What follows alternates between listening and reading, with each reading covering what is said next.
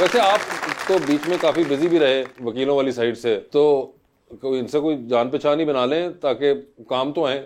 देखिए जी, हम एक ही असम्बली में बैठते हैं और मेरा ये बिलीव है कि अगर हम अपने मुल्क को या अपने सूबे को अच्छे तरीके से चलाना चाहते हैं, मेरी लीडर का भी यही बिलीव है, तो हमें ये चाहिए कि अपोजिशन और ट्रेजरी बेंचेस मिलकर काम करें और अपनी स्टेट, अपने मुल्क और अपने पाकिस्तान को तरक्की की राहों की तरफ लेके जाएं। करें मगर वो बताएं ना। लेकिन सर उसमें ना असल में जो इनकी जो मेन है ना जी, जैसे कमेटी हमारी बनी हुई है, वहां पर आपके लिए ये हद के इज्जत बिल का जो केस आया था कानून के लिए, तो उसके लिए हमने बड़ी अच्छी इनको तजावीज़ दी थी कि ये ऐसा है कि ये जब एक हमारे पास FIA है तो उसके लिए साइबर क्राइम के में दूसरा 2 नहीं पैरेलल चल सकते। अगर आप इधर बनाएंगे तो किसी को कराची से उठाएंगे, कोई किसी पर पर्चा देंगे जो कराची में बैठा पोस्ट कर रहा है, कोई कोयटा में कर रहा है उस पर देंगे, फिर KPK में फिर कैसे लेकर आएंगे, ये तो बड़ा मसला बन जाएगा। आप इस पर बैठकर बात करते हैं। वैसे हाँ, बड़ी आप लोगों ने जल्दी दिखाई। देखिए, कोई जल्दी नहीं दिखाएगी, प्रॉपर ड्यू प्रोसेस अडॉप्ट किया गया, जो एक तरीका होता है बिल को पेश करने का, बिल को मंजूर करने का, उसको मेजोरिटी ने पास किया। मगर आप तो इसमें तो कोई ऐसी जल्दी वाली बात कर रहे थे कि इतना आपको रेजिस्टेंस आएगा आगे से, कि आपके अपने ही सूबे के गवर्नर ने भी कह दिया कि मैं नहीं साइन करूंगा, रिव्यू करवाऊंगा उसको। एक्चुअली देखिए, बहुत सारी चीज़ें होती हैं जिसकी मैं समझती हूँ कि हमारी पब्लिक को, या बहुत सारे, मैं इवन ये भी कहूँगी कि मेरे जो जर्नलिस्ट भाई हैं या जो मीडिया के साथी हैं, कुछ चीज़ों से वो शायद अवेयर ही नहीं है, तो उनको ऐसे लग रहा है कि उनकी कोई हक तलफी हो रही है, जबकि मैं ये समझती हूँ कि ऐसा करने से उनके हकूक़ महफूज हो रहे हैं। मैं एक मिसाल देती हूँ आपको। मिसाल के तौर पर आज मैं जाकर लिख देती हूँ कि जी मैं वासे साहब के प्रोग्राम में गई थी और वहाँ पे जो है ना, वासे साहब ने मेरा वॉलेट चुरा लिया।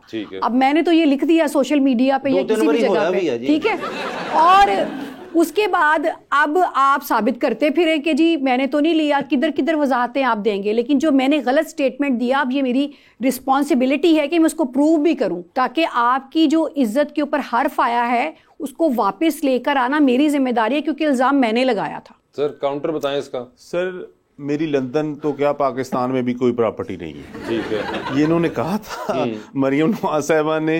अब उनकी लंदन में भी प्रॉपर्टी है, पाकिस्तान में भी। अब इसका क्या हल है आपको? जो क्या सी उस तो बाद लेगी पर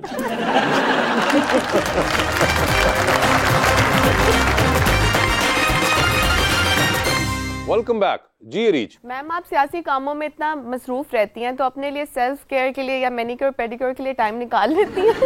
मैंने अपनी पूरी जिंदगी में ना 2 बार मैनिक्योर पेडिक्योर करवाया है, एक बार अपनी शादी पे और एक बार अपने भाई की शादी पे, उसके अलावा कभी नहीं कराया।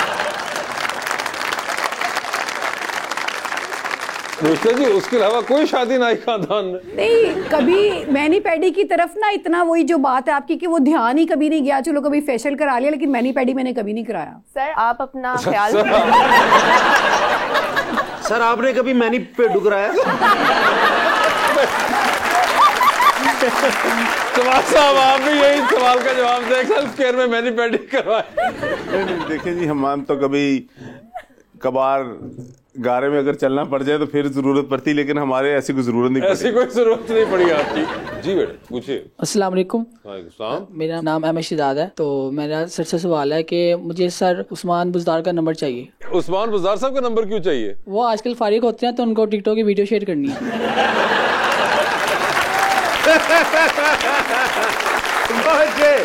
3 लगाना 0 के बाद तो उनका नंबर मिल जाए। बाजी इसके ऐसे भी बंदा अंदर हो सकता है ना।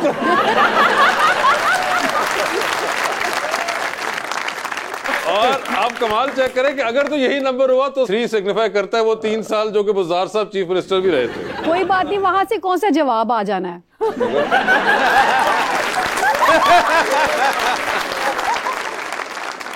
जी अगला सवाल करें प्लीज।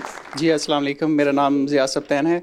मेरा क्वेश्चन महम लोधी से है। महम नवाज शरीफ साहब रिसेंट ही अभी पार्टी के सदर बने हैं, तो क्या वो खुश हैं? उनसे ज्यादा हम खुश हैं कि वो हमारे सदर बने हैं हमारी पार्टी के।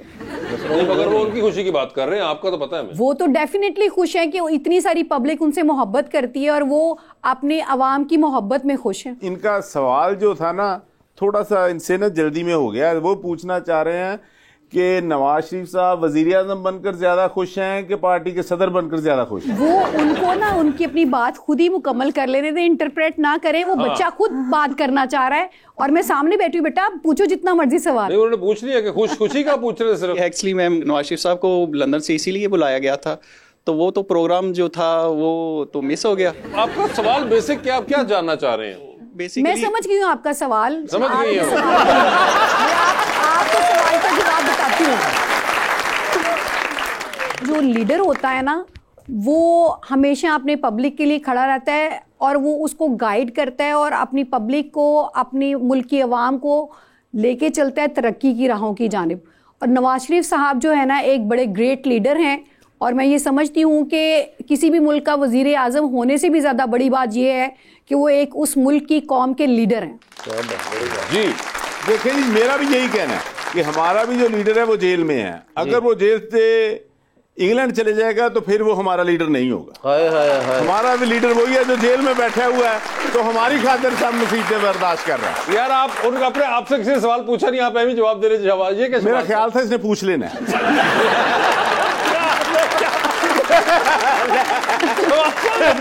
यार आप पूछे प्लीज क्वेश्चन, किसका क्वेश्चन? जी भाई। सैयद इम्तियाज मकसूद एडवोकेट। ओए होए होए, सवाल तो मिस से बनता था लेकिन मैं सर से करना चाह रहा हूँ। जी जी। सर, अक्सर असेंबली हाल में देखा गया है आपके चेहरे पर हर वक्त मुस्कुराहट रहती है, सर इसका राज क्या है? आदमी को हर हालत में खुश होना चाहिए, अल्लाह का शुक्र अदा करना चाहिए। हम तो अपोजिशन में हैं, जब मैं हुकूमत की बेबसी देखता हूँ ना, इनकी MPs की, दूसरों की, तो मैं फिर अल्लाह का शुक्र अदा करता हूँ कि हम यहाँ पे ठीक है जहाँ पे। सर, आपको क्या लगता है इस वक्त पाकिस्तान की सियासत का बेताज बादशाह कौन है? और आपने खान साहब के अलावा नाम लेना है। लो कैदी नंबर 804। वैसे चलाक है आप। जी भाई।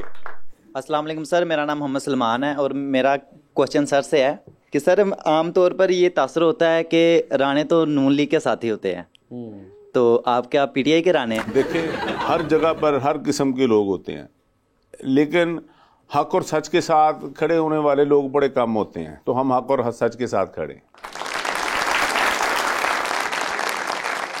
जी अस्सलाम वालेकुम, मेरा नाम इरफान है और मेरा सवाल सर से है कि सर जब आपकी पार्टी टूट फूट रही थी तो आप किस तरह डटे रहे और क्यों डटे रहे? देखिए जी, पार्टी जो है ना वो कभी ऐसा नहीं हुआ कि हमारी टूट फूट का शिकार हुई, लेकिन जो हम पर जुल्म हुए, हमारे घर गिरा दिए गए, हमारे कारोबार बंद कर दिए गए, हमारे डेरों पर पुलिस, हमारे घरों में पुलिस, हमारे बच्चे कहीं। तो मैं एक दफ़ा इधर इस प्रोग्राम में, तो मैं कोयटा से आया था इस प्रोग्राम के लिए, तो मैं वाहद आदमी था जो उस दौर में भी आ गया था, तो मैंने कहा था कि आपने मुझे यहाँ से बाहर पहुँचाना भी है।